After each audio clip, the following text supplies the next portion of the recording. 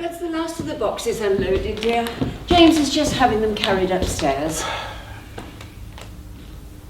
Are you all right, dear? I was only thinking how much we are going to miss Italy. Yes, but it will be a relief to leave the heat. I have been looking forward to coming home to Coleorton.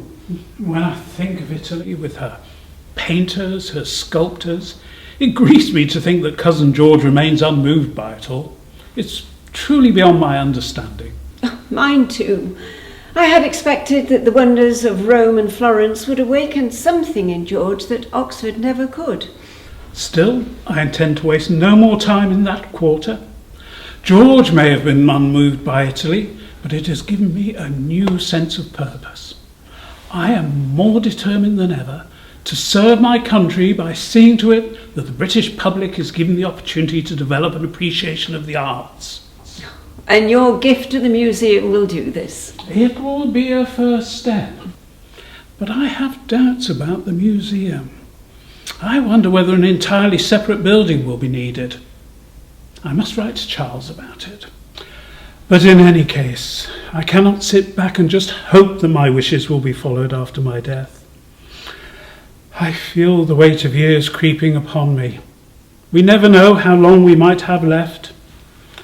And when I reflect on the last sight we had of dear Antonio...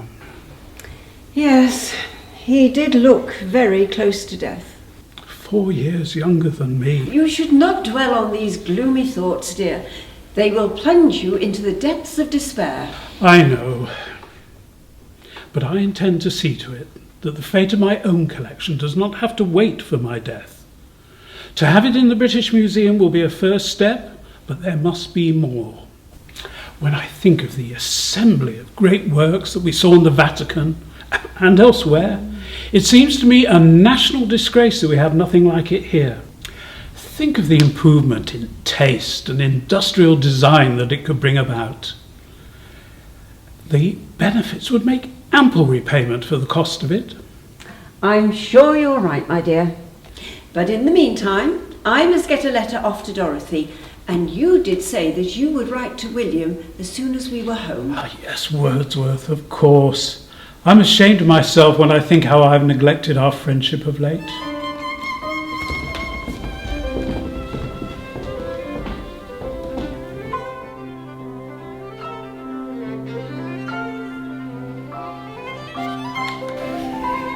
My dear Wordsworth, please forgive me for the absence of any word from me for such a long time.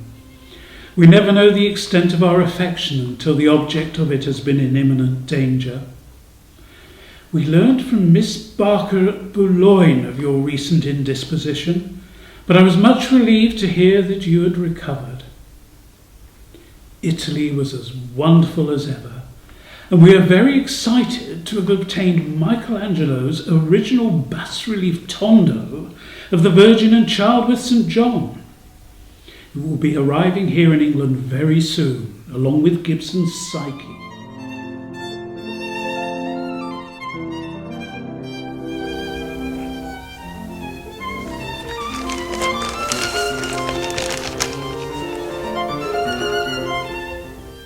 Oh, good Lord. Something in the news, dear? Angustine's collection is to be disposed of. Really? A very fine collection, I believe. Surely it won't be broken up. It looks as if that's exactly what might happen. It says here that it is not yet, however, determined at what time the sale shall take place, though there is reason to think it will be deferred till next spring.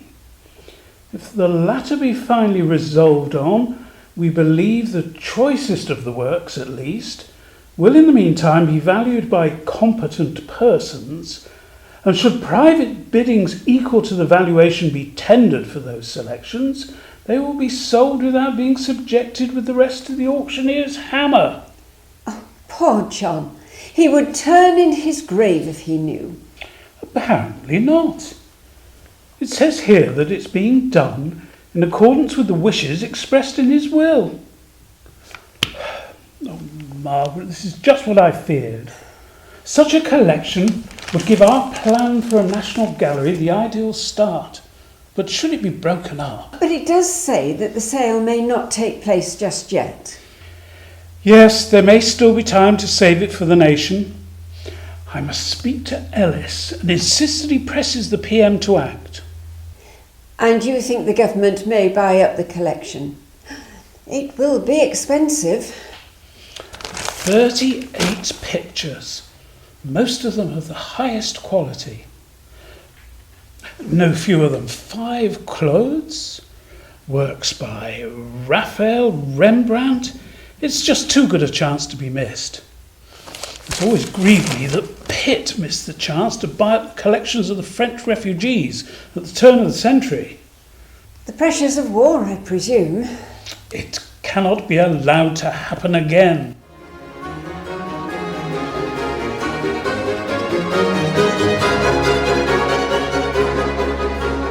In January 1823, King George IV had offered his father's magnificent library to the British Museum. The trustees of the museum felt that a separate building would be needed to house it, and this could perhaps house paintings too, and so form the basis for some sort of national gallery. But the proposal was to prove highly controversial. I propose that £40,000 be granted to His Majesty towards the expense of new buildings at the British Museum for the reception of the Royal Library. There is not the shadow of evidence that His late Majesty wished his books to go to the British Museum. Order! Surely the new building should not be erected in that disgraceful place known by the name of the British Museum.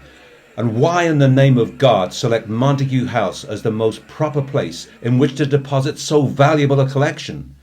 There is not to be found in London a house composed of more combustible matter than Montague House. As an individual connected with the important trust of the British Museum, I feel that a very personal attack has been made upon me. Mr. Speaker, I intended no such personal attack on the honourable member. I will not tolerate such behaviour. Well, I for one rejoice to hear that we are about to lay the foundation stone of a national gallery of paintings. It's rather singular that this, the only country in Europe which does not possess such an establishment, although by far the richest in the world in that branch of the arts.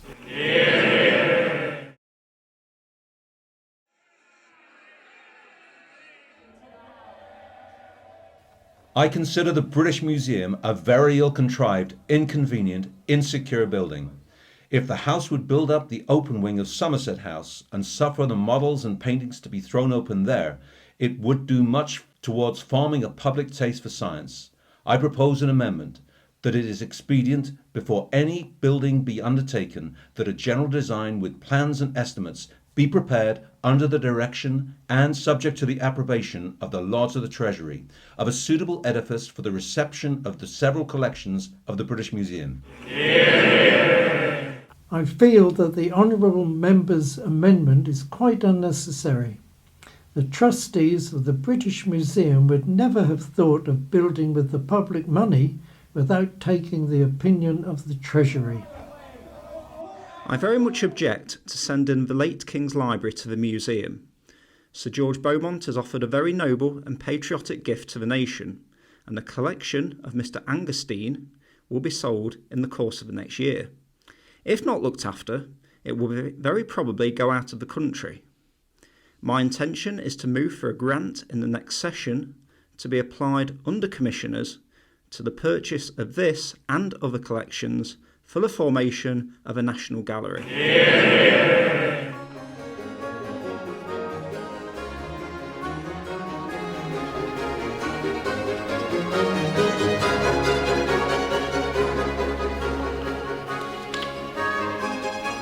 My dearest Alice, your news brought me much relief and gratitude. I can just imagine the uproar and argument you had to contend with in the Commons, and I do thank you for battling on with the naysayers. Now, at last, I can allow myself to believe that my collection of paintings might have the chance of a secure future. Let us hope that our government will press ahead without delay to purchase Angerstein's collection and not let it slip away as has happened in the past. Tell him if he will buy the Angerstein collection, then I will give him mine.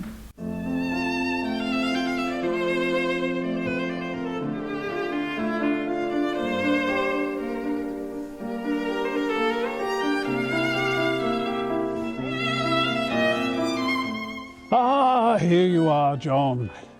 Hard at work, I see. I should have known to seek you here. You were anxious for me to make this sketch, sir, so here I am. I am most grateful to you. I know you have pressing obligations elsewhere, but I am very fond of this monument, or cenotaph, as Wordsworth has now suggested we should call it. Reynolds was one of my dearest friends. I admired him as an artist and as a man. You still feel his loss? Indeed, and him gone these 30 years. But listen here, John, will you make a painting of this, do you think? In time, I believe I will, sir. And I trust it will reflect the sombre mood of the place. None of your cheery bucolic scenes. Well, I must not detain you any longer. Will you come and take tea with us later in the house? Oh, certainly, sir. Thank you. Before I go, I know it is impertinent of me to mention it, but... Yes? Your gifts to the British Museum. I rather think that your precious paintings would be better off remaining where they are. No, I've made my mind up on that. Of course.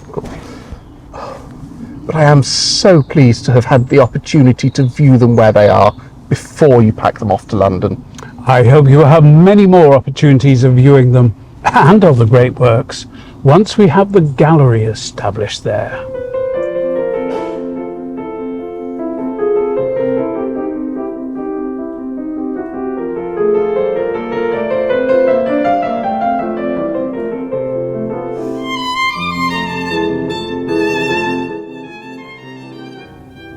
Thus spake the moral muse her wing, abruptly spreading to depart, she left that farewell offering. Memento for some docile heart, that may respect the good old age, when fancy was truth's willing page, and truth would skim the flowery glade, though entering but as fancy's shade. Splendid. My dear William, grace and beauty shine through every word. No one writes of nature like you. Oh, you're too kind, Lady Margaret. You flatter me. It's indeed we who are flattered to have our humble garden compared to the Garden of Eden, especially when I think of far more worthy candidates in your beloved Lakeland.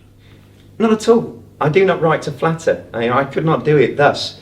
For me, poetry is a spontaneous overflow of powerful feelings which are then contemplated in tranquility.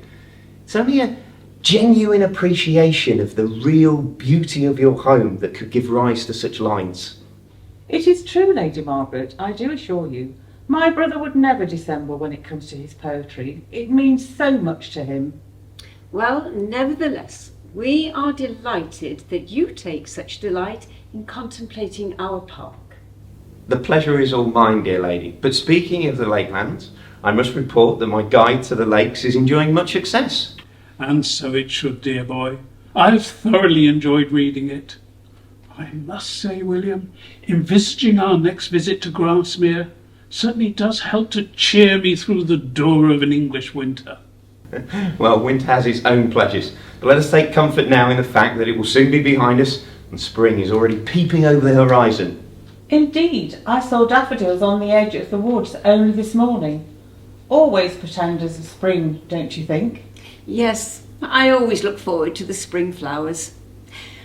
But what would really cheer George is the news that the government has finally agreed to buy Angerstein's collection. Yes, for your gallery. Not my gallery, William, for the nation.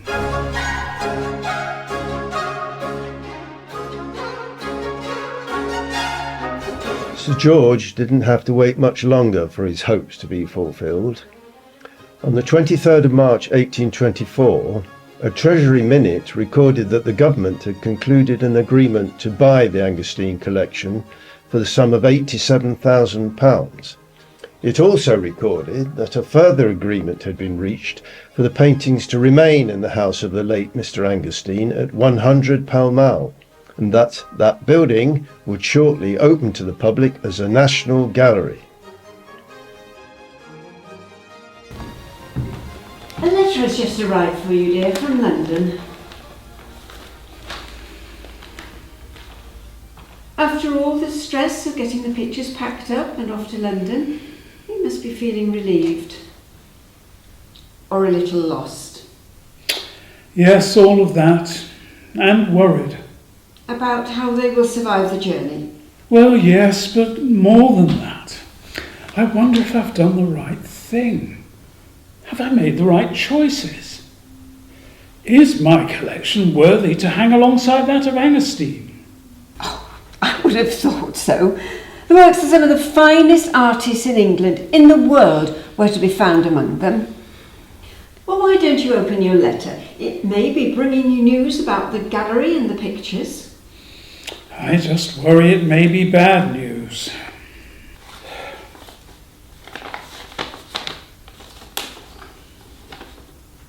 My dear George, I write to congratulate you on your choice of paintings to hang in the new public gallery in Pall Mall. As you know, I never had the opportunity to view them in Coleorton, but I wanted to see them before they were hung, and I am so pleased that I did. A Little Grey Claude is beautiful, and others, by the same master, all possess merit. The little sketch of the Crucifixion by Rembrandt is quite beautiful, and the landscape by Rubens is very fine. Well? It's from Ellis. He has seen my collection and heaps much praise upon it. Well, there you are. Good news. Indeed. But I still think I should write to Long and ask for the return of the Zoophanes. I never really intended them for public viewing. The Svaneveld is a downright imitation of Claude. Well, perhaps you could offer him something else as a replacement. Yes, Wilkie's Blind Fiddler, perhaps. And I must ask to borrow back the Hagar. The Claude? Yes, a personal favourite of mine. I just cannot live without it. The National Gallery opened on the 10th of May 1824 at 100 Pall Mall. It caused little stir in the newspapers of the day. The Times of the 11th of May simply reported that Yesterday, for the first time, the National Gallery of Pictures was open to the public at number 100 Pall Mall, formerly Mr. Angustin's town residence. At present, the exhibition consists of these pictures only. It was visited by a number of the nobility and gentry in the course of the day. It will remain open every day. later in the month, the Cambridge Chronicle and Journal was a little more enthusiastic. Mr. Payne Knight's bequest of bronzes, antiques, etc. to the British Museum is said to be of the value of from £60,000 to £70,000. Thus, with the King's splendid gifts, the Royal Library, the Angustin pictures, Sir George Beaumont's donation of paintings, and those treasures of ancient art acquired by the bequest of Mr. Knight, a magnificent national gallery is already formed. Considered simply as a nucleus for future acquisitions, a most matchless collection may be anticipated in a very few years. In June 1825, Beaumont dined at Bentley Priory with Lord Liverpool, Long and others. This was the last time that the men who had done the most to achieve the National Gallery would meet together, and a fitting finale to Beaumont's London life. His last years were spent mainly at Coleorton. His heir, Cousin George, married in June 1825, which removed the Beaumonts' fears about the future of the estate. In September 1826, Beaumont set off for one last visit to the Lake District, while Lady Beaumont remained at home. He was kept company by Wordsworth, Southey and Rogers. Returning via Castle Howard and Mulgrave Castle. At the end of January 1827, whilst painting his home, he fainted. He barely regained consciousness again before dying on the 7th of February 1827. Although Beaumont lived to see his dream of a National Gallery open in Pall Mall, he did not live to see it housed in the purpose-built building in Trafalgar Square, which opened in 1838.